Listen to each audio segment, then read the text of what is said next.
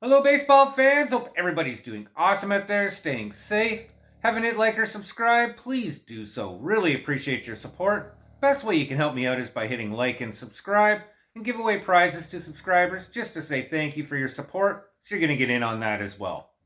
So a few weeks ago, I did a vlog on Ha-Seong Kim.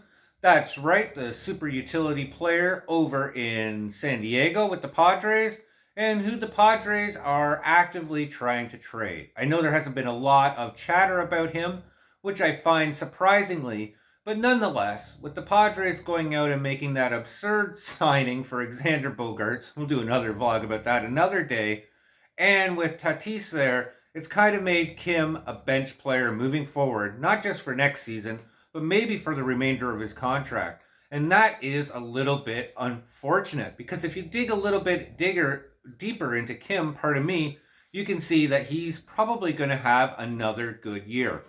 That's right, the Padres edged out the Toronto Blue Jays, got this guy signed, and his first year with the Padres wasn't that great. In fact, he hit an abysmal 202. He had a lot of trouble adjusting to the velocity. His defense was there, but there was a lot of questions whether Kim was going to be able to adjust to big league hitting. I mean, this guy was a hitting machine. They called him the Asian DJ LeMahieu. That's how good of a super utility player he was when he was playing over there.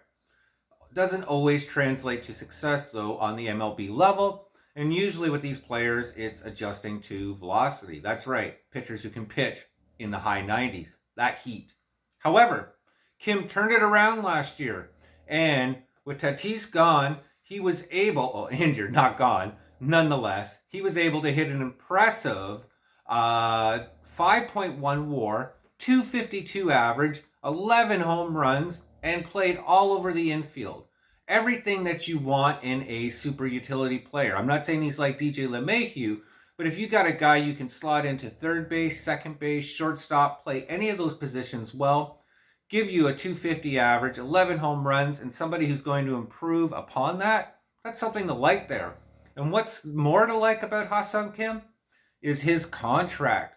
Any team that scoops him up from the Padres could extend him for that extra year and have Kim for 3 years, just under 25 million bucks. And that's a steal considering what we're paying, MLB players now. And that's only going to increase. And I said the Boston Red Sox were going to make a trade for Kim. I was sure of that. I thought with all that chatter out there, that's the way it was going to go. Hasn't happened. And I don't think it will with the Red Sox. I think the Red Sox, in a way, are waving the white flag. They're talking about trading away Chris Sale if anybody's going to bite. Nonetheless, he's not going to Padres. He's not going to the Twins because they just went out and got Carlos Correa finally signed. I always mispronounce his last name. But it means, where is Kim going to go? And is there an opportunity for an MLB team, to sort of underbid the Padres in a certain way to acquire Kim? And that's where I think there's an opportunity for the Toronto Blue Jays. The Padres said that they would like some pitching and maybe another utility type player in exchange for Kim. And the Jays actually have this right now. It might be a bit of an overpay, but we could trade away Nate Pearson and Kevin Biggio, check off 2 lists, check marks that the Padres want, and acquire Kim for those 2. I actually feel confident about that trade. And Nate Pearson has a lot of upside, but he's been injured. He's been left down in the minors. And hey, a spade's a spade. It looks like Alek Manoah has stepped up and taken his spot. The young stud future for the Jays. Kevin Biggio, again, seems to be lost. Now he seems to be the third sort of bench player behind Espinal. So by trading away Kevin Biggio and Nate Pearson, you're not impacting the Jays' run for next year or for future years. And by acquiring Kim, it actually solidifies the Jays. And what do I mean? He might be a bit of a bench player for this upcoming season, being a backup to Chapman, Bichette, and even maybe Whit Merrifield over at second. That being said, moving forward next year, the Jays have a lot of decisions to make. And I don't think they're going to be able to extend Chapman. There's been some talk about how they valued Bo. And Whit Merrifield's going to be gone as well. And they're going to have to fill those holes. And in doing so, the Jays are going to be having an expanding payroll. That's right, players like Vlad and Manoah, they're going to want to get paid. So the Jays are going to increase over $200 million through this competitive run, which will probably end around 2026. And that's why acquiring Kim now could be crucial for the Jays' future.